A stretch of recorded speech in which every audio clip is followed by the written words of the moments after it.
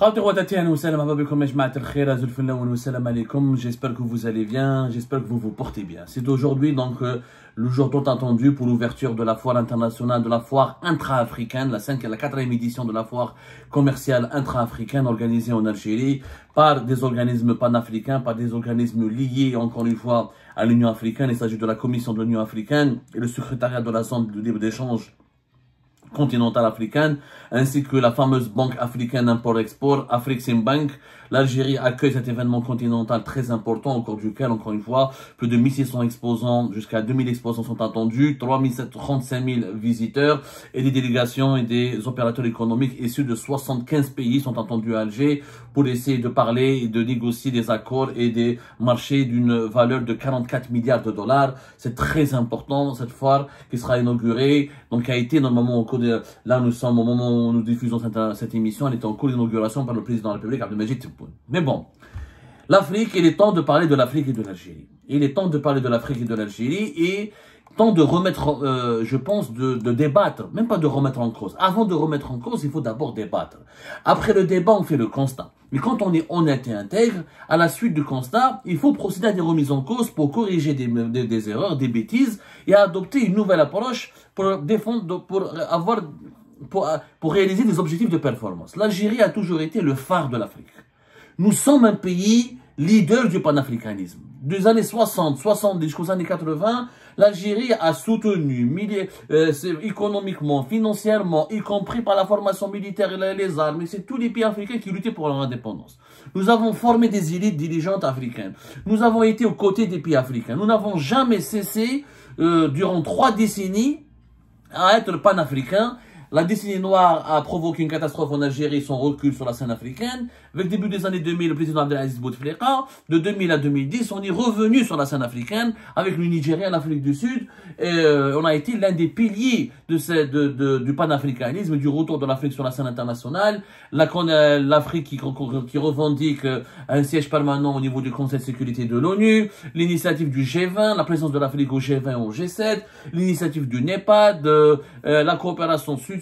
L'Algérie a toujours défendu ses valeurs et elle s'est toujours positionnée de façon noble dans ces dossiers géopolitiques, diplomatiques et économiques importants pour l'Afrique. Ceci dit, il y a le discours, il y a malheureusement la réalité. Hier, on vous a raconté une histoire où, comment au Congo-Brazzaville, l'Algérie a raté d'immenses opportunités d'investissement, alors que Congo-Brazzaville, l'un des ministres les plus importants de ce pays, est un amoureux de l'Algérie, il s'est formé en Algérie, il a étudié à Constantine, diplômé de l'architecture en Constantine, il est ministre de l'urbanisme et de la construction, c'est l'un des plus proches ministres du président actuel, le leader du Congo-Brazzaville, Sassou Nguesso, qui n'est pas venu, voilà, qui malheureusement n'est pas venu à Alger pour assister pour l'inauguration de la foire intra-africaine. Pourquoi? Parce qu'il était à Pékin, il a été invité par la Chine, Denis Sassou Nguesso, l'un des 4 présidents africains, avec celui du Zimbabwe, du Cameroun, il a été invité à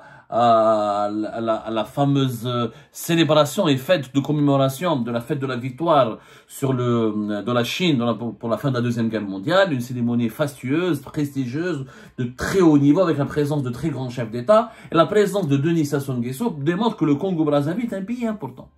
C'est vrai que c'est un pays important dans la région, sur le continent africain. C'est quand même presque 2 milliards de barils de pétrole de réserve. C'est plus de 200 milliards de mètres cubes de gaz de réserve. Des compagnies internationales présentes. C'est un pays qui produit du pétrole et du gaz entre 250 000 à 280 000 barils de pétrole par jour. 6 à 5 milliards de dollars d'exportation. C'est l'un des pays les plus importants sur la scène énergétique. Et c'est un pays important puisqu'il y a eu une guerre civile les années 90. Mais depuis le Congo est devenu l'un des pays les plus stables. On peut reprocher tout à Denis Sassou Nguesso, mais il a quand même, c'est un dictateur, il a abusé et très peu de respect pour les droits de l'homme. Mais en tout cas, le pays il est stable et le pays se construit. Par rapport à d'autres pays de la région, le Congo, le niveau de vie au Congo-Brazzaville s'améliore. Bon, tout n'est pas parfait, bien sûr, au Congo-Brazzaville. Il y a énormément de griefs et de critiques qu'on pourrait adresser à Denis Sassou Nguesso. Mais un pays important. Un pays dans lequel l'Algérie aurait pu avoir énormément de relais d'influence et développer d'énormes intérêts politiques et économiques. Pourquoi? Parce que lors de la guerre civile, Denis Sassou Nguesso est un homme de gauche, il était soutenu par l'Angola militairement, etc. Et l'Algérie était l'un des pays qui le soutenait indirectement. Donc, Sassou Nguesso, il a toujours eu une bonne image de l'Algérie. L'Algérie l'a soutenu contre son adversaire, les Souba, qui était dans une guerre civile qui a opposé un ancien président du Congo à Sassou Nguesso, qui était président, ensuite il a cédé le pouvoir, ensuite il est redevenu président. La guerre civile qui a duré dans les années 90, de 97 à 99, c'était les 2 années les plus meurtrières dans l'histoire du Congo. Il y a eu des milliers de morts, etc. Ensuite, le calme, la paix, il est revenu, et Sassou Nguesso était soutenu par des pays comme l'Angola, et l'Algérie indirectement l'avait soutenu politiquement. L'Algérie avait appuyé le retour au pouvoir et l'arrivée au pouvoir de Sassou Nguesso.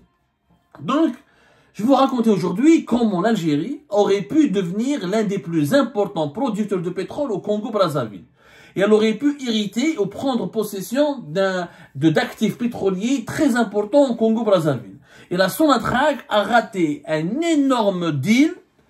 Parce que voilà, on ne sait pas faire du business, on a raté un énorme deal entre 2011 et 2014 et on aurait pu devenir la propriétaire d'une société importante qui était pétrolière et gazière importante qui était présente au Congo-Brazzaville et qui est présente dans d'autres pays africains comme le Gabon, etc. Et on aurait pu être, si on avait réussi ce deal-là, l'Algérie aurait pu devenir un leader incontesté de la production du pétrole et du gaz et un acteur d'influence majeur dans la région de l'Afrique centrale.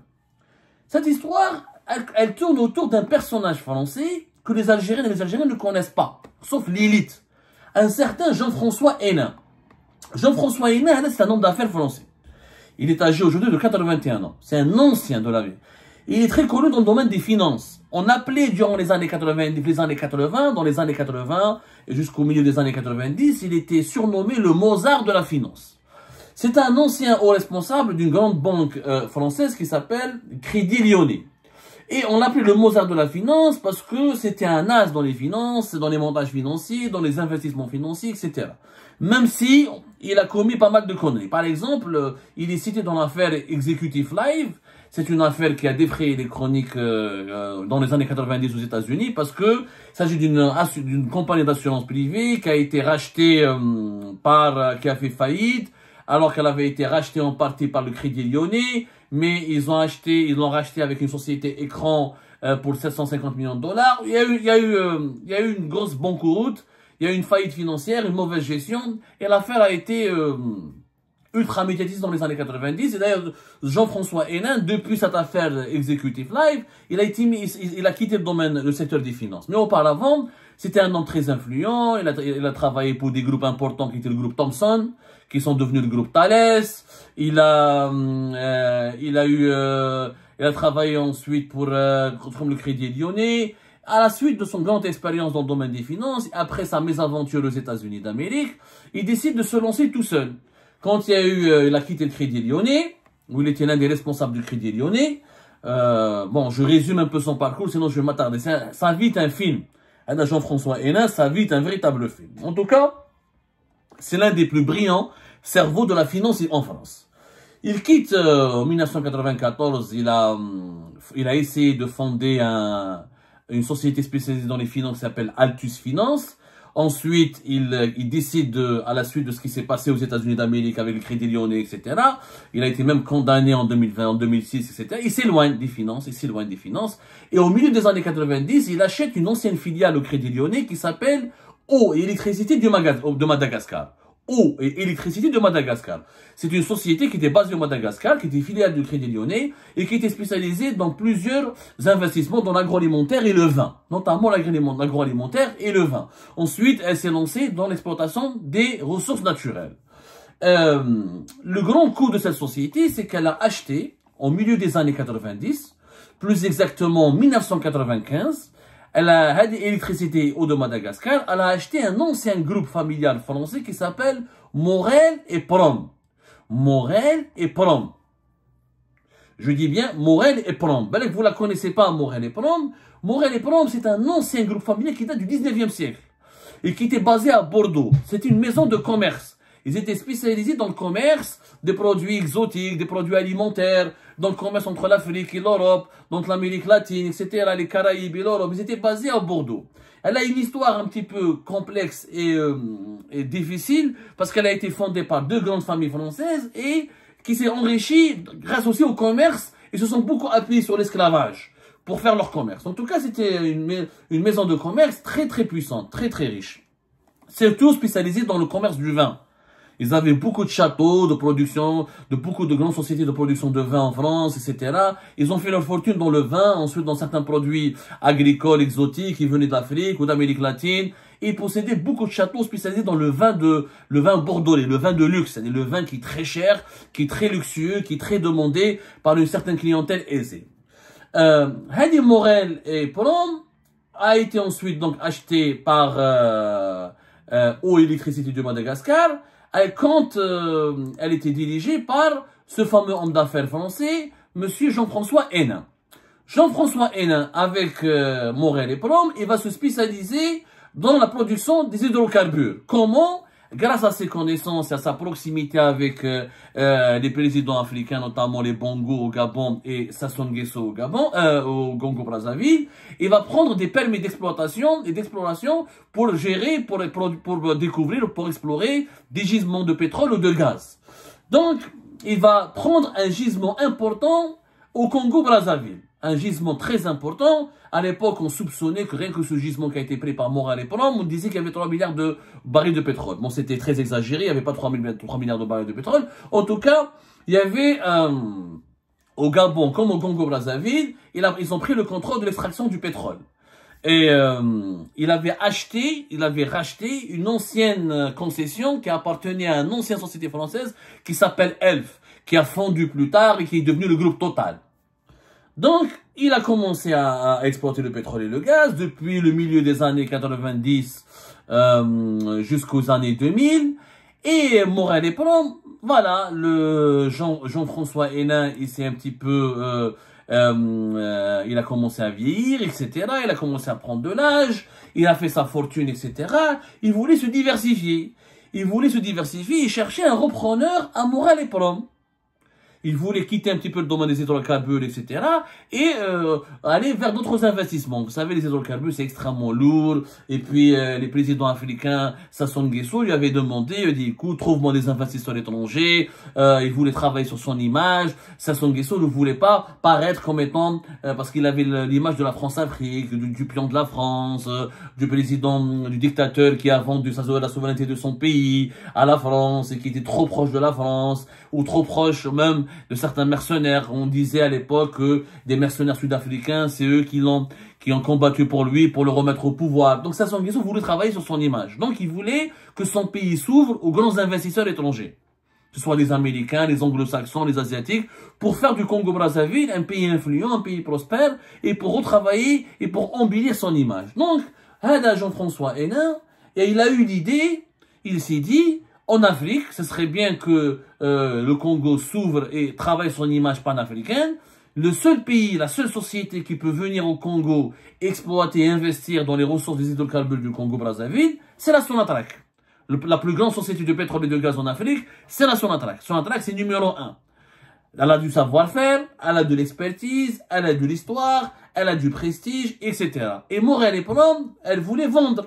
Ils voulaient vendre leurs actifs. D'ailleurs, en 2006, ça a commencé en 2007.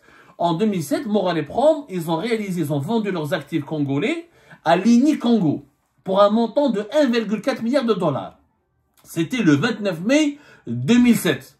Morel et Prom, elle a reçu 1,3 milliard de dollars pour vendre ses cessions dans un gisement important au Congo.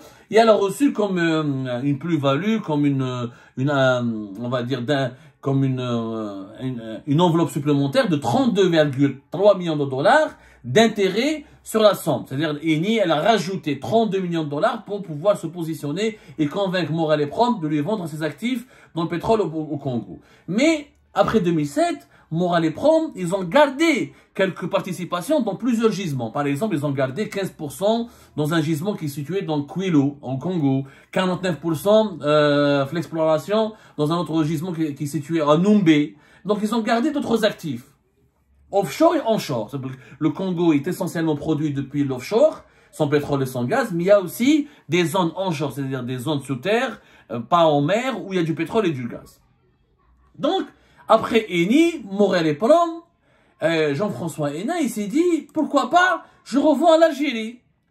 Il est venu à Alger pour rencontrer à l'époque, on avait un PDG qui s'appelle, de Sonatrach, Abdelhamid Zelgin, qui a dirigé la Sonatrach entre 2011 et 2014, et entre 2013 et 2012, entre 2012 et 2013, l'homme d'affaires français Jean-François Hénin demande à voir le PDG de Sonatrach, essaye de séduire la Sonatrach, essaye de se rapprocher de la Sonatrach, il a recouru à des intermédiaires, il a demandé des rendez-vous avec la Sonatrach, il a tout fait pour convaincre Sonatrach de racheter toute la société Morel et Prom. Il avait même dit à des interlocuteurs à l'époque que l'Algérie ne pourra pas entrer facilement dans les pays africains comme ça, parce que les pays africains sont verrouillés, il y a les lobbies français, il y a les lobbies marocains, il y a les lobbies chinois, il y a les lobbies américains, il y a les lobbies européens. Donc, pourquoi ne pas racheter directement une société qui existe et qui est connue, qui s'appelle Morel et Prom, qui existe, qui est présente au Gabon, qui est présente au Congo, qui a encore des gisements, qui a une histoire, qui a du prestige, qui est coté en bourse. Même Morel et Prom, elle a même essayé d'élargir ses activités en Amérique latine. Donc Jean-François Hénin, il a dit, voilà, il a essayé de faire une proposition très intéressante pour la Sonatrach. Et bien malheureusement, la Sonatrach n'a jamais répondu favorablement, n'a jamais négocié directement, n'a jamais su comment utiliser cette opportunité pour acheter Morel et Prom. Quand l'histoire, 3-4 ans, et ben l'homme d'affaires français l'a patienté, il n'a rien reçu de la part de l'Algérie, et ben il a revendu toute la société au groupe indonésien Pertamina depuis 2017. Donc, c'est lui qui détient tout le portefeuille de Morel et Prom en Afrique et en Amérique latine. Parce qu'il faut savoir que Morel et Prom, elle est présente en Amérique latine, elle est présente en Colombie, elle a eu un gisement au Venezuela, elle a essayé de travailler au Venezuela, elle a dépassé, elle s'est élargie, elle a élargi ses horizons au continent, à l'Amérique latine. Mais le cœur de ses activités, c'était le Gabon et le Congo. Pertamina rachète définitivement, le montant n'a jamais été dévoilé avec précision, mais on parle de plus d'1 milliard de dollars, encore une fois, comme pour Eni. Et la Sonatrach, elle a raté une occasion. Les Indonésiens, maintenant, ils travaillent avec cette société Morel et Prom, et ils ont pris une place importante en Afrique. Ils s'intéressent maintenant au Nigeria. Ils ont fait des participations avec l'Angola. Ils essaient de s'implanter en Angola. Ça commence à bien marcher. Ils sont très discrets, c'est pas Total, c'est pas Eni, c'est pas Shell, etc. Mais c'est quand même pas rien.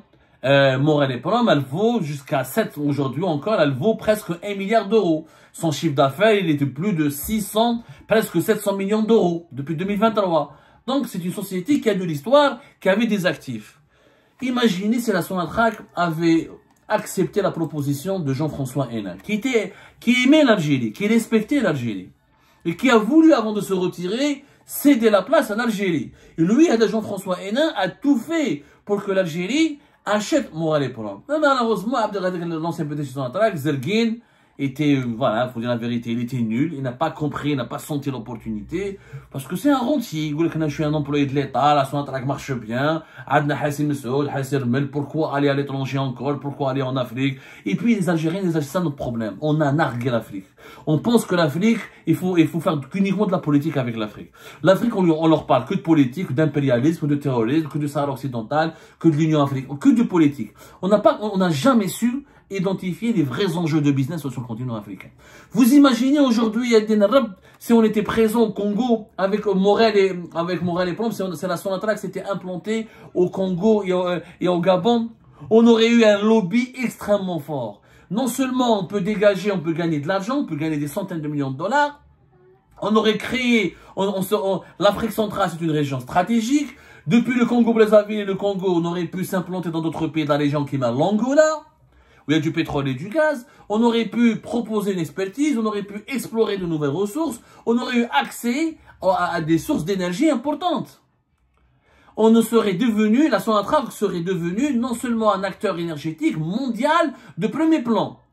Au lieu de laisser Eni et Total s'emparer de tout le gaz, de toutes les ressources énergétiques en Afrique, la Sonatrach aurait pu les challenger, aurait pu les concurrencer.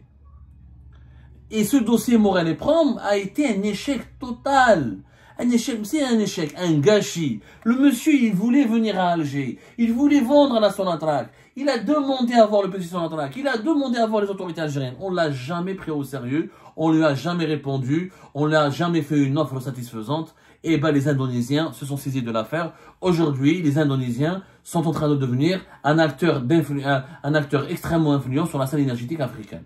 Les Indonésiens, les géos du bout du monde, ils ont compris les intérêts financiers et géopolitiques importants et géostratégiques de l'énergie en Afrique centrale. Et l'Algérie, qui est un pays panafricain, l'un des fondateurs et piliers de l'Union africaine, et un pays ami des pays africains, n'a pas compris les enjeux, n'a pas saisi ses opportunités. C'est du gâchis. La Sonatrach, en s'implantant au Congo, au Gabon, elle aurait pu donner à l'Algérie une force de lobbying importante, des intérêts financiers, économiques, stratégiques, des revenus en devises supplémentaires pour la Sonatrach et un accès à d'autres ressources, à de nouvelles ressources en gaz et en pétrole qui auraient pu valoriser les actifs de Sonatrach et qui auraient pu permettre à Sonatrach de s'associer avec d'autres grands groupes énergétiques mondiaux pour exploiter de nouvelles opportunités. C'est malheureux, parce qu'on ne sait pas faire du business. Encore une fois, on n'a jamais su évaluer correctement le gros potentiel du marché africain. On aime les slogans, on aime les foires, les forums politiques, etc. Mais dans le business, on ne sait pas faire. Et les Africains l'ont compris. Les Algériens, ils parlent beaucoup, mais ils ne savent pas faire du business. C'est pour ça qu'ils préfèrent traiter avec les Marocains, avec les Tunisiens, les Égyptiens, les Turcs, les Américains. Parce que nous, les Algériens, on n'a pas, alors qu'on a du prestige, hein, on a une belle image en Afrique. Mais on n'a jamais su capitaliser là-dessus pour faire avancer nos intérêts économiques. Et je le dis encore une fois, le business aujourd'hui, c'est le pilier de la géopolitique. C'est fini de la puissance militaire, la puissance politique. La puissance réelle d'un pays, c'est son économie. On le voit en Chine.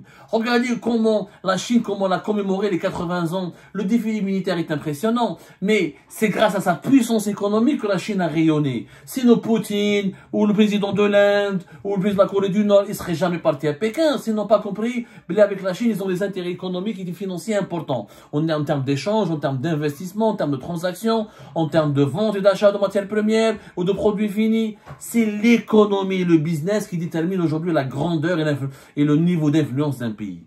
Malheureusement, les dirigeants algériens ne l'ont pas compris. Et cet épisode de Morel et Prom démontre encore une fois qu'on a eu des opportunités très précieuses qui auraient pu nous permettre d'être aujourd'hui une puissance africaine au sens propre du terme.